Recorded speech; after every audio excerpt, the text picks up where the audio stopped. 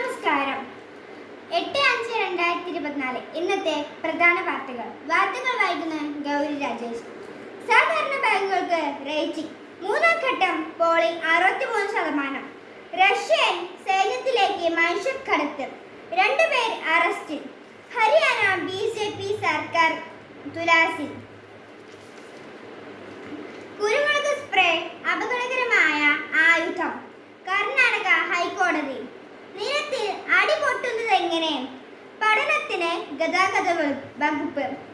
3 ജില്ലകളിൽ വെറ്റ്നറി പനി. സംസ്ഥാനമാകെ ജാഗ്രതാ നിർദ്ദേശം. മുഖ്യമന്ത്രിയുടെ വിദേശയാത്ര പിന്നാലെ വിവാദയാത്ര. തീവണ്ടി ഇടിച്ച് കാട്ടാന ചരിഞ്ഞത് തലക്കേറ്റ പരിവ് മൂലം. 22 വർഷത്തിനിടെ തീവണ്ടി തട്ടി ചരിഞ്ഞ കാട്ടാനകൾ 28.